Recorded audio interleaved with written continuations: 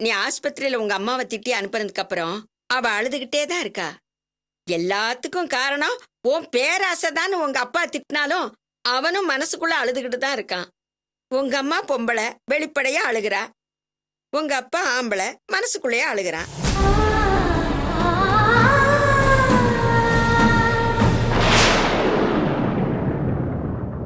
நீ இப்படி இருக்கிற நிலைமையில பெத்த பொண்ணை பார்க்க கூட முடியாத சூழ்நிலை எந்த தாய் தகப்பனுக்கும் வரக்கூடாதும்மா. உங்க அப்பாவாவது வந்து பாக்குறதுக்கு அனுமதி கொடுமா. அவனுக்கு கொஞ்சம் ஆறுதலா இருக்கும்ல.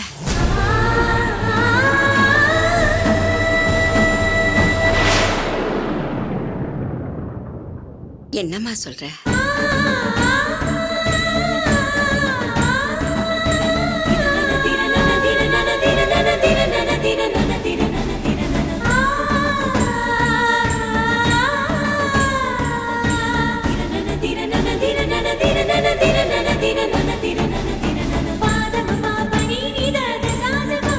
என்னம்மா நான் இவ்வளவு தூரம் கேக்குறேன், பதிலே பேசாம இருக்கேம்மா.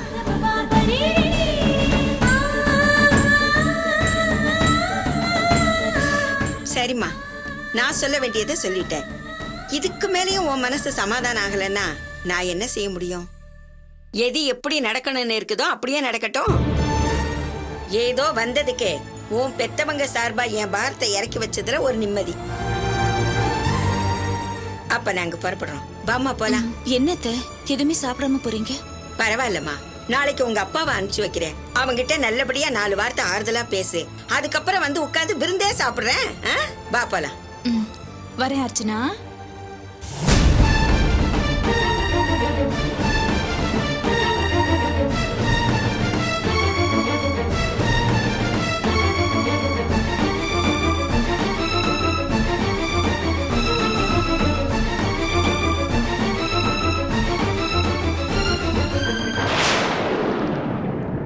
பெரியமா, என்ன பெரியமா நீங்க அர்ச்சனா கிட்ட மாமாவை தூக்கி வச்சு பேசி அத்தைய மட்டம் தட்டி பேசிட்டீங்க. ஏற்கனவே அர்ச்சனா அத்தை மேல கோவமா இருக்கா. அவ கோவம் இன்னும் அதிகமாகாதா? அப்படி இல்லம்மா, அர்ச்சனா மொத்த குடும்பத்து மேலயும் கோவமா இருக்கா.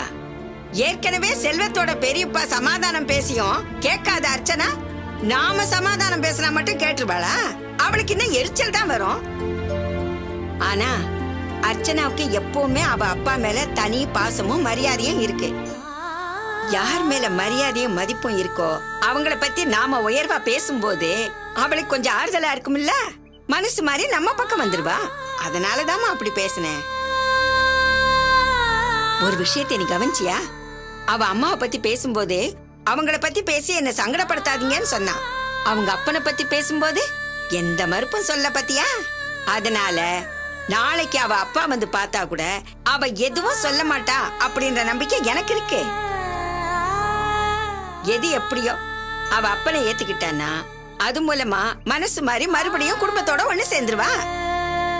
சரி சரி, வந்த வேலை முடிஞ்சிருச்சு, வா போலாம்.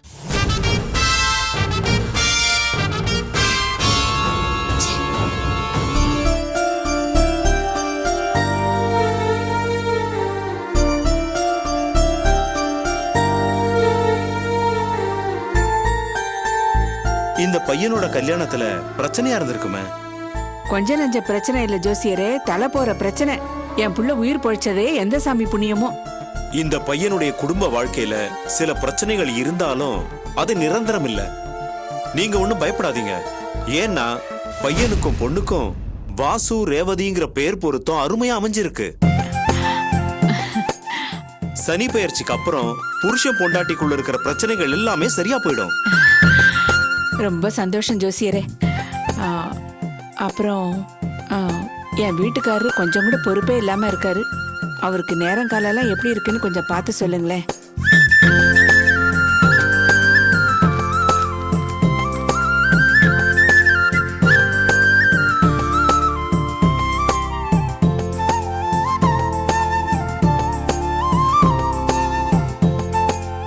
அம்மா, இந்த மாதிரி ஒரு ஜாதகம் 100ல ஒருத்தருக்கு தான் அமையும்.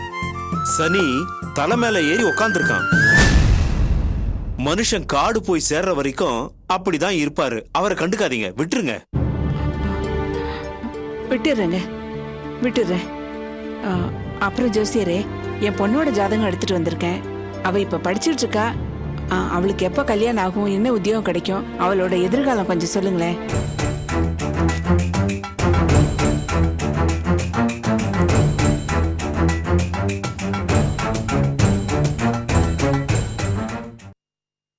அம்மா, அருமையான ஜாதகம்மா. அந்தந்த கிரகங்கள் இருக்க வேண்டிய இடத்துல அருமையா அமைஞ்சிருக்கு.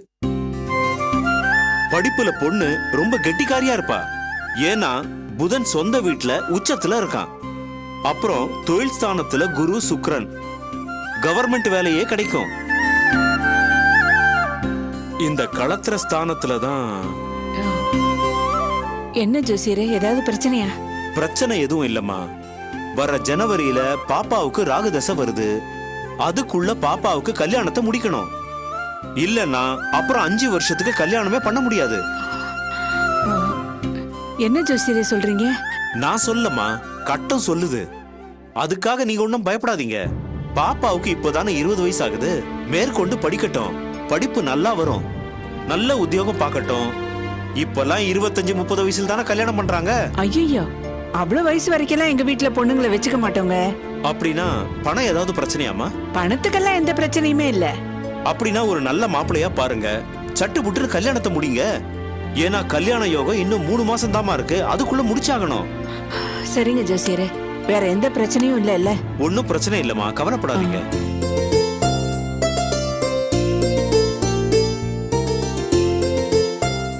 நல்லதுமா, போயிட்டு வரேங்க.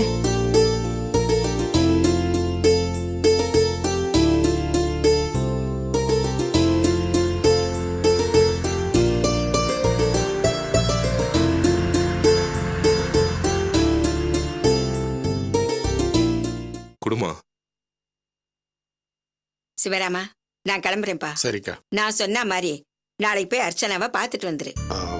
அது வந்து என்னப்பா, போயிட்டு வர்றேன்னு தெம்பா சொல்லுவேன்னு பார்த்தா இப்படி தயங்குற? எனக்கு என்னமோ இது சரியா வரும்னு தோணலக்கா. என்னப்பா இப்படி அவநம்பிக்கையோடு பேசுற? அது வந்துக்கா, மாப்பிள்ளையோட பெரியப்பா போய் பேசும்போது அர்ச்சனா வெளிப்படையா பேசிட்டா. நீங்க போய் பேசும்போதும் பிடி கொடுக்காமையே பேசிட்டா. இப்போ நான் போய் பேசினா மட்டும் என்ன எல்லாம் சரியாயிடுமா? எனக்கு என்னமோ இது சரியா வரும்னு தோணல. அவமானப்பட்டு தான் திரும்ப வேண்டியிருக்கும். ஏதோ எங்க தலையெழுத்து. 4 பிள்ளைங்களை பெத்தோம். அதுல மூத்தவனும் கடைசிவளும் தான் மிச்சம். நடுவுல இருக்கிற 2 பொண்ணுங்களுடைய உறவு இல்லைன்னு நினைச்சுக்க வேண்டியதுதான். என்னப்பா இப்படி விரக்தியோட பேசுற? ஏதோ நீங்க போன் பண்ணி வர வச்சதுக்கு இந்த ஒரு நல்ல காரியத்தையாவது செஞ்சிட்டோமேங்கிற மன நிம்மதியோடு கிளம்புனேன். இப்படி மனசு சங்கடப்படுற மாதிரி பேசிட்டியே. அக்கா, நீ ஒன்னும் தப்பா எடுத்துக்காத. ஏதோ என் மனசுல உள்ள வேதனைகள் வார்த்தையா வெளியில வருது. டைம் ஆச்சு, நீ புறப்படுக்கா. அப்படியெல்லாம் மனசை விட்டுறாதப்பா. அர்ச்சனா நிச்சயமா உன் மனசு நோக்குற மாதிரி நடந்துக்க மாட்டா. நாளைக்கு நீ போ, கண்டிப்பா அவ சமாதானம் ஆயிருவா. இல்லக்கா, எனக்கு என்னமோ நம்பிக்கை இல்ல. என் வார்த்தையை தட்ட மாட்டா, என் பேச்சுக்கு மரியாதை கொடுப்பான்னு சொல்லிட்டு தானே அந்த வீட்டுக்கு நீ பேச போன. ஆனா கடைசி வரைக்கும் அர்ச்சனா பிடி கொடுக்காம தானே பேசியிருக்கா. அப்பா வர சொல்லு, நான் பேசிக்கிறேன் அப்படின்னு ஒரு வார்த்தை சொல்லிருக்கலாமே. ஆனா சொல்லலையே. இப்போ எந்த நம்பிக்கையில நான் போய் பேசுறது? அதே மாதிரி அப்பா வர வேண்டான்னு அவ சொல்லல, பேசாம தானே இருந்தா. அப்ப அவ மனசு மாறிட்டான்னு தானே அர்த்தம். மனசு மாறிந்தா அப்பாவை வர சொல்லுன்னு சொல்லிருப்பால. எப்படிப்பா சொல்லுவா? அவளும் நம்ம ரத்தம் தானே. நமக்கு இருக்கிற வீம்பு வைராகியம் அவளுக்கு இருக்கும்ல.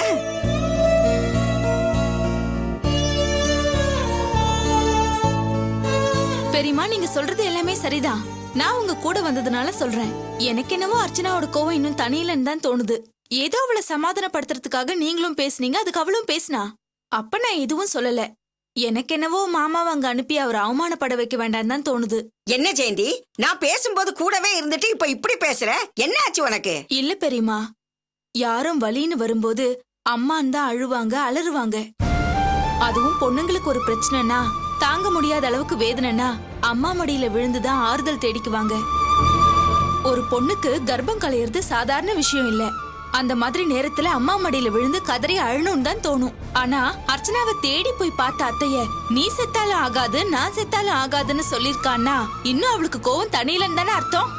அதனாலதான் சொல்றேன், மாமா அங்க போனா கண்டிப்பா அவமானப்படுத்தி அனுப்புவான்னு தான் எனக்கு தோணுது. நீ வாய மூடி சும்மா இருக்கிறியா? ஏற்கனவே அப்பா போக மாட்டேன்றாரு, நீ வேற அடைஞ்சல் பண்ற மாதிரி பேசிட்டு இருக்க. நான் ஒன்னும் இடைஞ்சல் பண்றதுக்காக சொல்லலங்க. மாமா அங்க போய் அவமானப்படக்கூடாதுன்னு தான் சொல்றேன். ஏங்க அண்ணி வயசுல உங்களை விட பெரியவங்க. அவங்களே அர்ச்சனை அவமானப்படுத்தினாலும் பரவாயில்ல, யாரா போச்சு தம்பி பொண்ணு தானேன்னு போய் பார்த்துட்டு வந்திருக்காங்க. அவன் நாம பெத்த பொண்ணுங்க, அவமானப்படுத்தினா என்னங்க, நாம தாங்கிக்க மாட்டோமா? என்ன கூட தான் அவ அவமானப்படுத்தினா அதை நான் தாங்கிக்கல. நீங்க தாங்கிக்க மாட்டீங்களாங்க? அவளுக்கு என் மேலதாங்க கோவம், உங்க மேலெல்லாம் கோவம் இல்ல. அண்ணி சொன்ன மாதிரி நீங்க போய் பாத்தீங்கன்னா அவன் நிச்சயமா மாறிடுவாங்க. நான் தான் அவளுக்கு வேண்டாதவளாயிட்டேன். நான் வேண்டாதவளாவே இருந்துட்டு போயிடுறேன். அவளுக்கு உங்க மேல பாசமும் மரியாதையும் நிறைய இருக்குங்க. நீங்க போய் பாத்தீங்கன்னா நிச்சயமா அவன் 4 வார்த்தை பேசுவா. அப்படியாவது விட்டு போன உறவு திரும்ப வரட்டுங்க.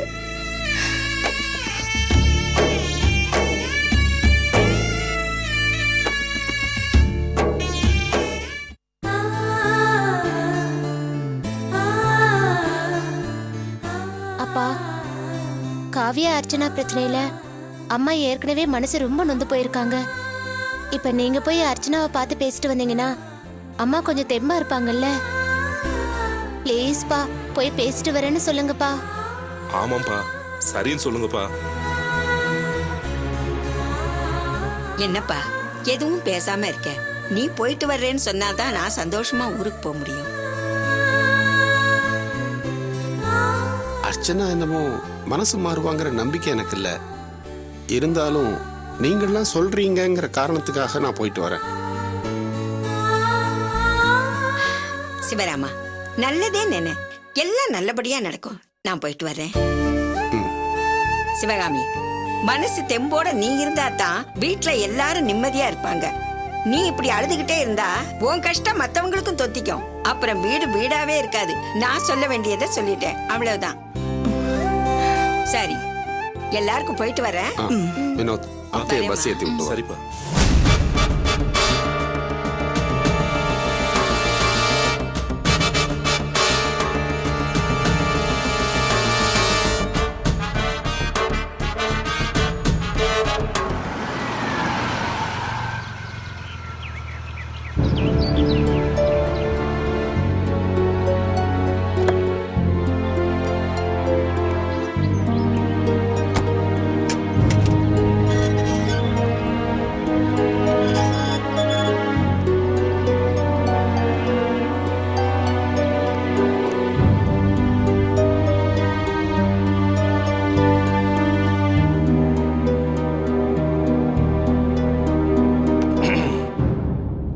காஃபி கொடுமா.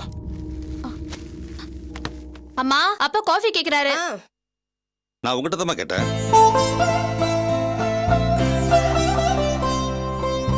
அப்பா தான் கேக்குறாருல்லம்மா, போம்மா போய் காஃபி போட்டு எடுத்துட்டு வா. சரிம்மா.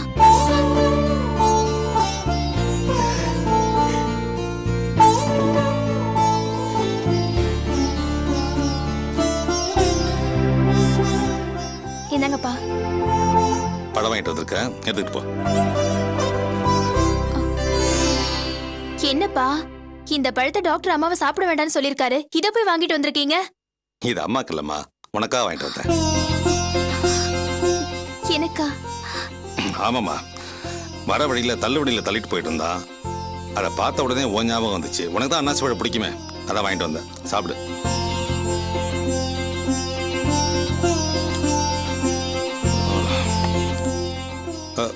மறந்துட்டேன் பாரு.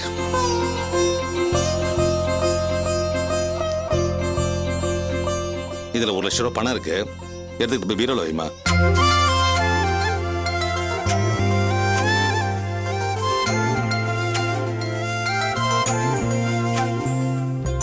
என்னம்மா பாக்குற, எடுத்துக்கிட்டு போய் பீரோல வை.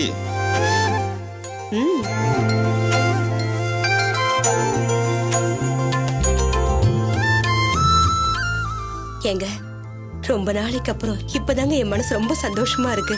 ஆமா, என்ன டிஃபன் பண்ணட்டும்? தோசையும் தக்காளி சட்னி செய். சரிங்க.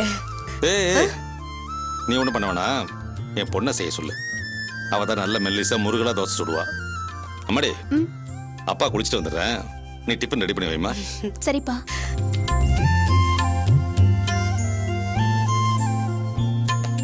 ரேவதி, அம்மாடி, உங்க அப்பா மனசு எப்படி மாறிடுச்சு பாத்தியா? கொத்து சாவிய கையில கொடுக்காத ஒண்ணுதான் குறை. உன்னை ஞாபகம் வச்சுக்கிட்டு பழமெல்லாம் வாங்கிட்டு வந்திருக்காரு. பணத்தை கொடுத்து பீரோல வைக்க சொல்றாரு. ஒன்னதான் சமைக்க சொல்றாரு. உன்னை முழுசா ஏத்துக்கிட்டாருமா? இல்லம்மா, எனக்கு ஒண்ணு அப்படி தோணல. அவர் நடவடிக்கையில சுயநலம் தெரியுது. என்னம்மா சொல்ற? நான் ஒண்ணு தப்பா சொல்லலம்மா. உனக்கு ஆபரேஷன் பண்ணிருக்கு, நல்ல ரெஸ்ட் வேணும். அதனால உன்னை வேலை செய்ய விடக்கூடாதுன்னு உன் மேல இருக்கிற அக்கறையில என்ன வேலைக்காரியா நினைச்சு என்கிட்ட சொல்றாரு. ஏன்னா அப்பா உன் மேல எவ்வளவு பாசம் வச்சிருக்காருன்னு ஹாஸ்பிட்டல்லயே பார்த்தேன். அந்த முரட்டு மனுஷனுக்குள்ளேயும் ஈரம் இருக்கு. அப்படியெல்லாம் பேசாதம்மா. எனக்கு என்னமோ உங்க அப்பா உண்மையிலேயே மாறிட்டாருன்னு தான் தோணுதுமா. இல்லம்மா, எனக்கு அந்த நம்பிக்கை எல்லாம் இல்ல. ரேவதி,